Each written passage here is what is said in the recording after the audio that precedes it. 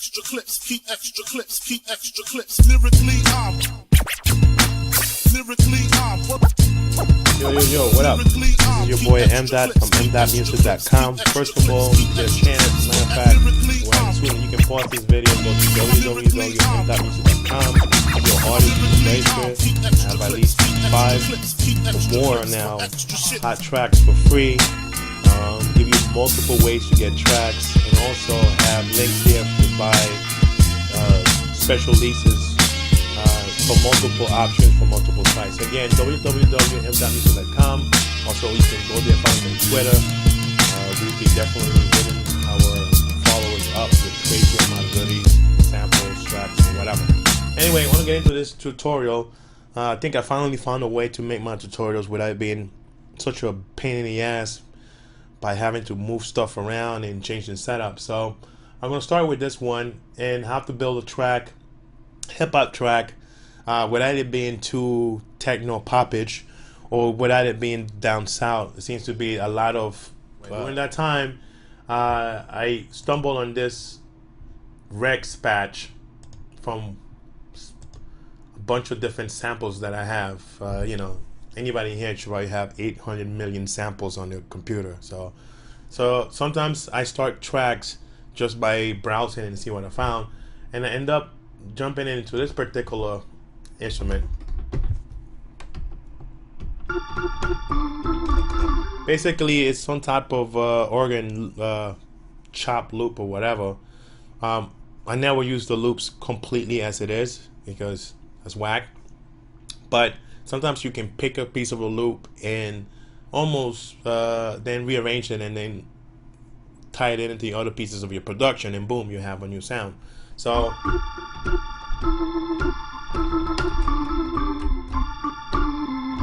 I kind of like that pattern. So what I did is just took those 2 hits. Let me just put the marker right here and start it from right here. And if you hear it, just follow that.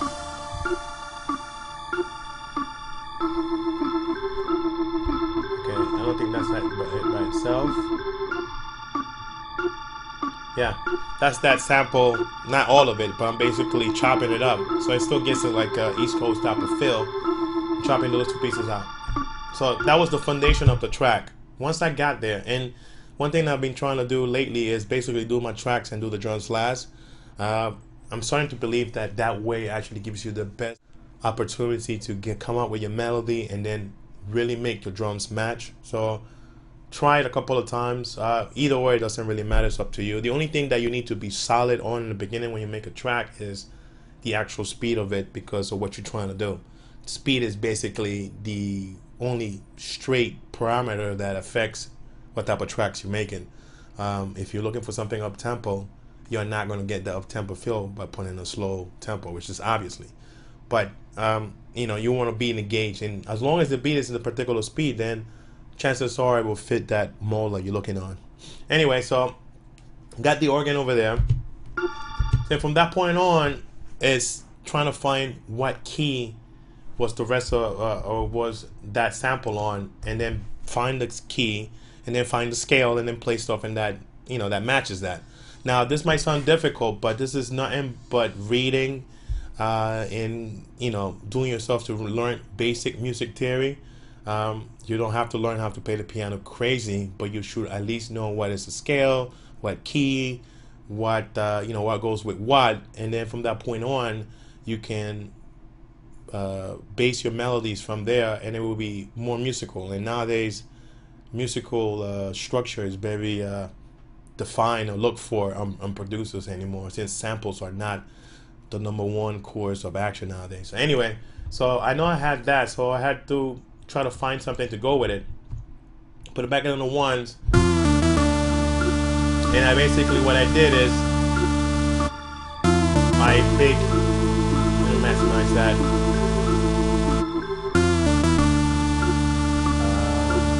Close this guy over here back again. So basically, I have these 2 playing. Let me turn this guy out.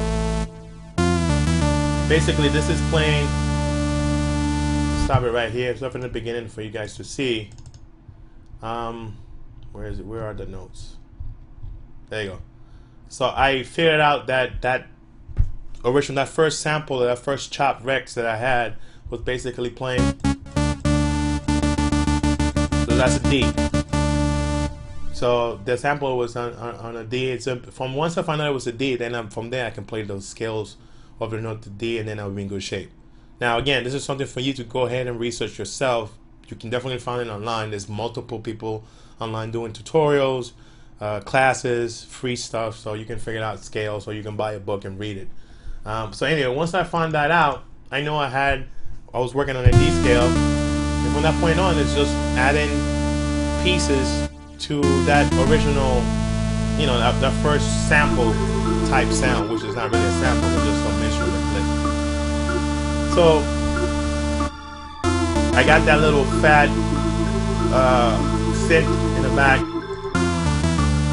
Now I have a low piano, which is basically playing the same thing. Let me see the notes. Where are they? Lower. If you notice, I am playing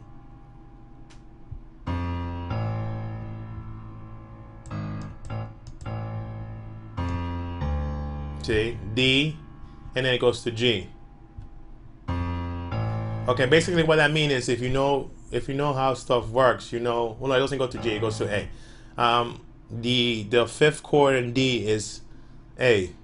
Long story short is you probably will, when you start researching about music theory or whatever, you will heard about the one of chord, the five chord, which is the tonic, which basically, or the tonic of the turnaround chord. I don't want to get the technical terms incorrect, but anyway, normally once you start researching this, you will find out about how a one chord goes with the five chords normally resolves to the one chord, blah blah blah blah blah. It might sound like a lot of different shit I'm talking about, but if you should definitely at least look into it, and then you understand why you hear it in most music, and it become very familiar. So anyway, so I'm playing that now. This is just to follow up with this piece. Put back the synth in there. So at this particular point, I got the main melody of the song. So let me just build the hook. So I put, well, this is actually muted. This is not on the hook. When you see it in Reason that it's shaded, it's muted. So I'm gonna leave that like that. I don't want to do no percussion yet. And then I put some type of echoey piano sound. I'm gonna put that by itself.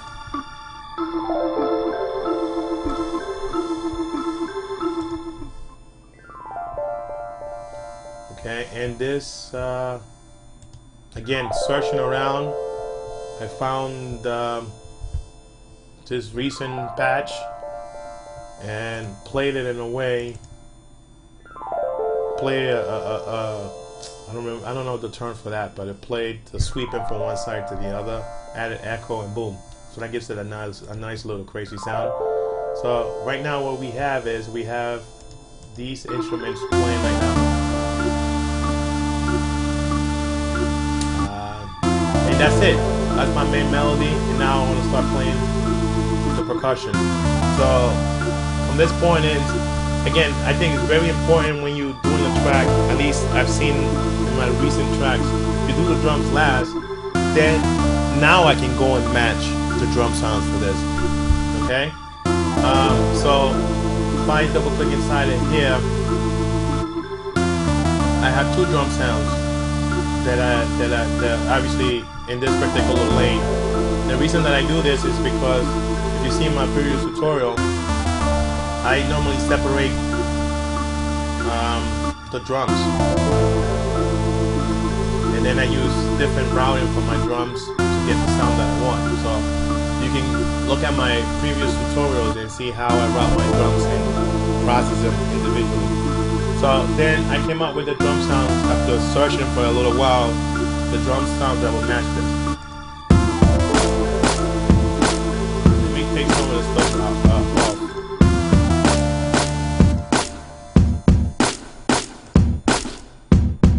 Yeah, basically that is,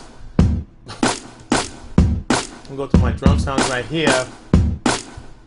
If you notice, I have all the drums going to one mixer, some EQs on the drum, I'm dropping high frequencies. And then I have all my snares going to another mixer, which is this guy. And then I have some delay and some reverb. Very simple stuff. Okay? Again, this is, to your liking. I like separating my drum sounds because I like, if I want to, I can give one particular sound, echo, reverb, or whatever, So I came out with this pattern, and then after that, I added some percussions to it. Move this guy up. And I did this guy.